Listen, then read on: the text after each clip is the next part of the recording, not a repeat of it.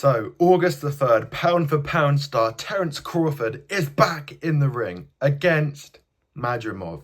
This is looking like it will be a very exciting fight. Madrimov, I am sure, will bring all the fire to Terence Crawford to really test him and see if he really deserves to be in the top 3 pound for pound. In my opinion, I think he's number 2, but I think most people would agree that he's probably, in the top 3. Usyk, Crawford, anyway, it's probably most people's top 3, but today's video is not about them.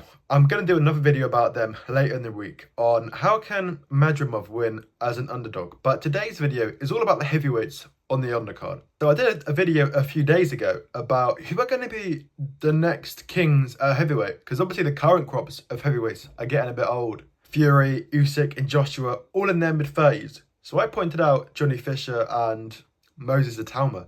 Go back and watch the video if you want to learn about them. But I was like, there must be more than that, surely. So I did some more research. And obviously, you've got people that can come up from cruiserweight, like Opitaya and Akoli, who could be future heavyweight stars as well. But I also ran into Jared Anderson. He's fighting on the undercard of Crawford Madrimov, and he's very promising. His best win so far is over Charles Martin, who Anthony Joshua won the world title off. It was definitely a testing fight for Anderson. He won it convincingly in the end, but he did get caught in the middle rounds. His legs looked a little bit wobbly, but to Anderson's credit, he got the win. And in his most recent victory, he boxed really well and won fairly comfortably.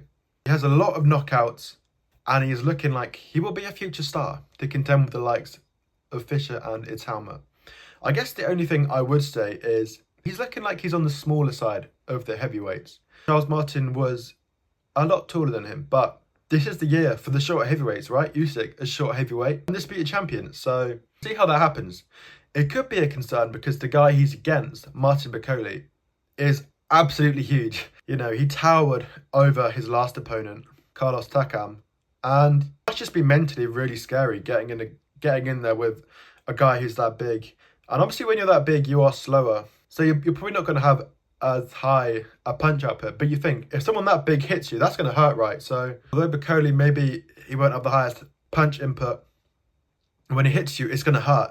And there were some comments under the video saying that Bakole looked a bit out of shape in his last fight, but I don't know if he did. Like, he looked a little bit slower, I guess, but I think that's just because he's so huge. And as I said, it must be so intimidating going in the ring with a man like that. He can hit hard, he can punch. His endurance was pretty decent. It didn't seem gassed, but it was only the highlights, so it is sometimes hard to get the full story of a fight from just the highlights. But Bakole versus Anderson is looking like it's going to be a really exciting fight on the undercard. Anderson's smaller but a good boxer, quicker, more technical, and Martin Bakole, huge, intimidating, hits really hard. So I'm very much looking forward to that fight.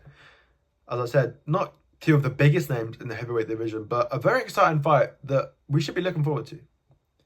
And obviously, the second fight, Andy Ruiz Jr. versus Big Baby Miller. I'm a really big fan of Andy Ruiz Jr.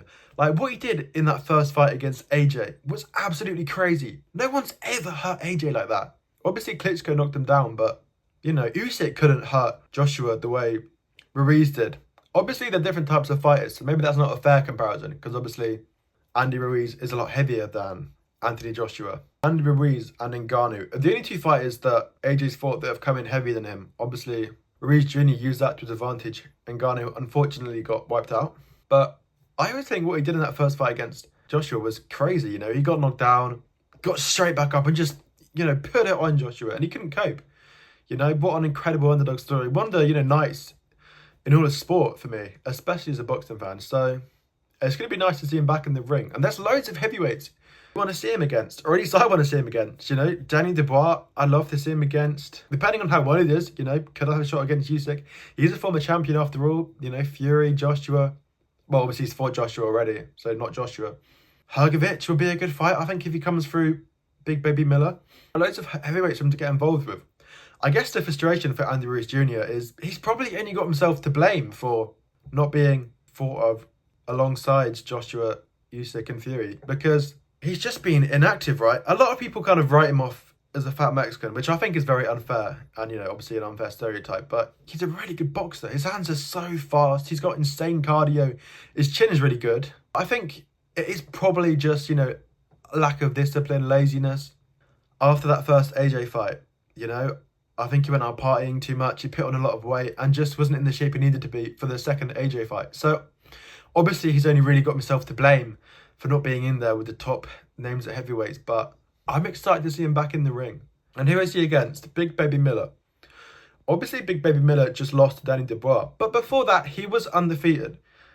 And with Danny Dubois' rise, you know, he's not getting quite as much stick as he originally got for losing to Danny Dubois, who obviously at the time was seen as a quitter for losing to Joyce and Usyk. But since, you know, has had a lot of praise for being tough and beating Baby Miller and Hrgovic.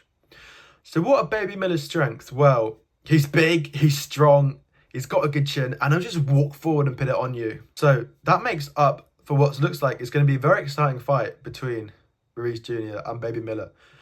Obviously, I would expect Andy Ruiz Jr. to win. I think his hands will be too quick. I think he'll put the combinations together.